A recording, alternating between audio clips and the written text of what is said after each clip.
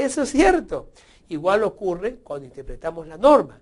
Si solamente queremos interpretar la norma una sola y olvidarnos de todas las demás, estamos cometiendo un error.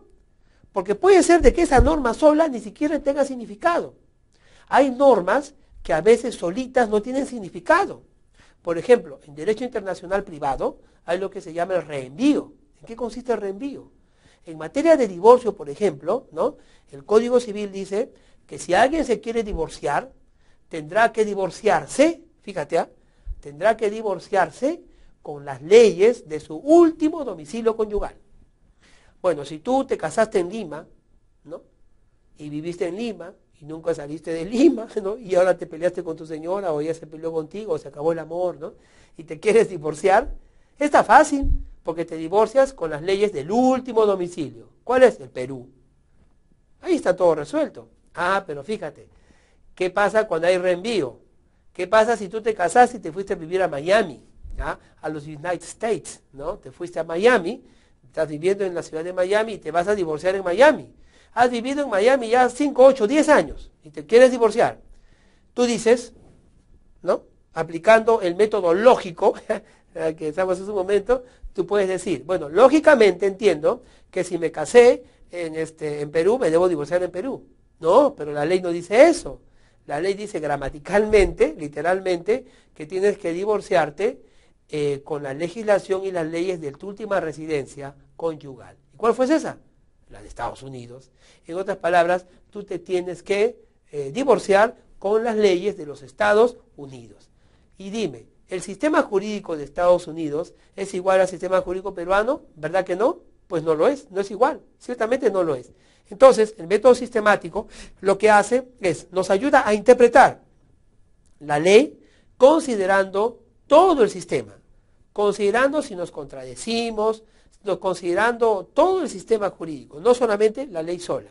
Vamos entonces a comprender el significado de la ley, comprendiendo el significado de aquellas que se relacionan con esa ley, comprendiendo el significado de aquellas leyes que están emparentadas con esta y de alguna manera la complementan en el objetivo que tenga. El método sistemático entonces, ¿no?, es la forma de descubrir cuál es el objetivo y la razón de una ley dentro de un sistema jurídico total, de un sistema jurídico mayor. Esto es importante entonces, especialmente si nos damos cuenta, como de hecho es, de que todos los países en democracia y también en no democracia tienen un sistema jurídico que los lleva adelante, ¿no? El sistema jurídico entonces será siempre una forma de interpretar el significado de una ley individual. Vamos ahora por el cuarto método, el método histórico. Bueno, por el método histórico se interpreta la norma recurriendo a sus antecedentes, como las ideas de sus autores al concebir o elaborar proyectos, motivos que propiciaron la redacción y motivos que propiciaron la emisión de esta ley. Según Karl Lorenz, el método histórico debe tenerse en cuenta para averiguar el sentido de la ley, normativamente decisivo, la intención reguladora del legislador y las decisiones valorativas por él encontradas. Qué interesante es el método histórico. Ya no solamente nos vamos a limitar a lo literal, a lo gramatical o lo que dice la ley. Ya no solamente vamos a aplicar si hay coherencia en la ley que estoy leyendo. Ya no vamos a decir, a ver, esta norma se relaciona con esta, con aquella, no se contradice con esta sistemáticamente. Sino, centrados nuevamente en la norma y en la ley, vamos a decir, bueno, ¿y por qué se está dictando esta ley? ¿Cuál es el objetivo de esta ley? ¿No? ¿Cómo surgió esta ley? ¿En qué momento histórico surgió esta ley? ¿Por qué razones se decidió dar esta ley? ¿Qué elementos históricos rodean? ¿Qué necesidades sociales rodeaban? ¿Qué fenómeno? ¿Qué hecho social? ¿No? ¿Ah? Nuevo hecho social, sociología jurídica, pues, ¿no?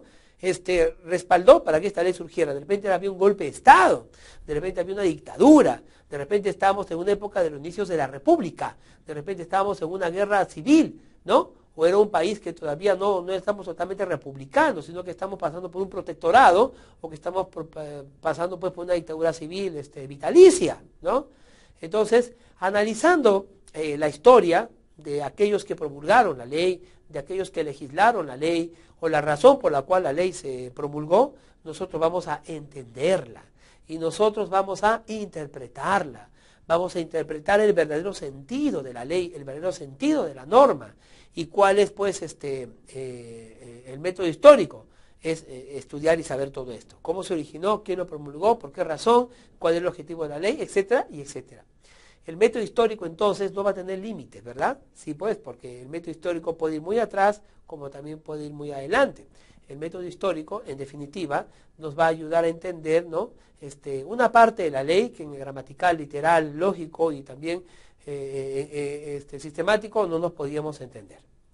Vamos entonces a ver quizá el último método antes de terminar este tercer tema sobre la interpretación del curso de razonamiento jurídico. El método teleológico. Leamos conmigo la diapositiva que vamos a mostrarles. 5. Método teleológico. Este método, en su denominación, tiene el prefijo tele, que significa fin.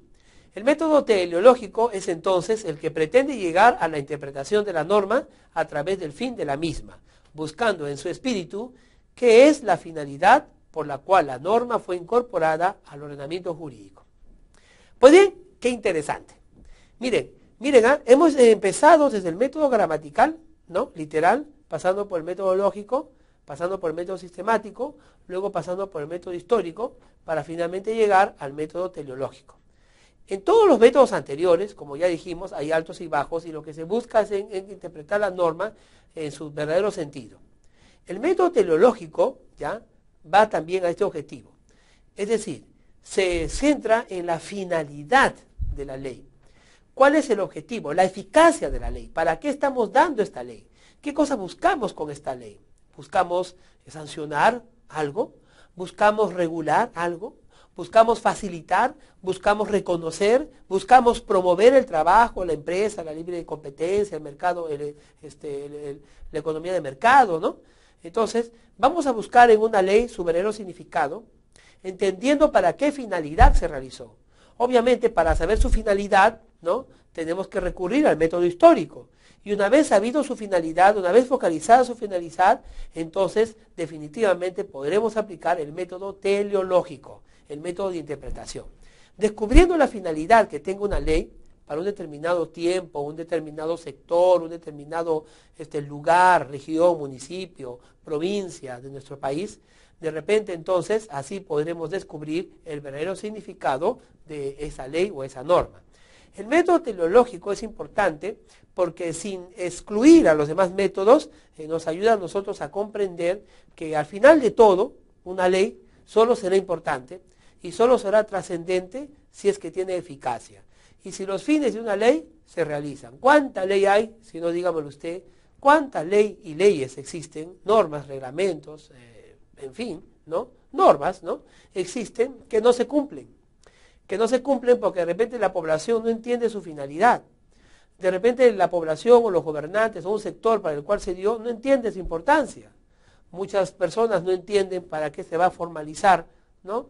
Si no, su empresa, si no ven los beneficios ellos a corto plazo por la cual podrían ellos formalizarse. El método teleológico entonces nos ayuda a descubrir la finalidad de la ley. Al descubrir la finalidad de la ley vamos a poder evaluar si va a tener o no eficacia. Gracias por acompañarme en este derrotero, en este camino, en este tema, a través de los métodos de interpretación. Estoy seguro que Savigny estará y Luis Díaz Picasso deben estar contentos porque tanto tú como yo hemos compartido juntos estos momentos. El tema número 3 entonces, no lo olvidemos, nos plantea a nosotros métodos de interpretación. El histórico, el lógico, el sistemático y aquellos pues que se relacionan con la interpretación literal gramatical. Y sobre todo, aquellos que se relacionan con el espíritu y el sentido de la ley. Cada norma y cada ley, siempre lo he dicho en todas las clases, tiene espíritu, tiene valores y tiene una razón. No tenerlo hace de esa ley inexistente. Y aunque se promulgue, nadie lo usará. Eso se llama desuetudo. Gracias entonces. Y vamos a ver, prepararnos para el tema que sigue, el tema número 4, con el cual estaremos culminando esta segunda unidad de este curso tan interesante que lleva por título el razonamiento jurídico.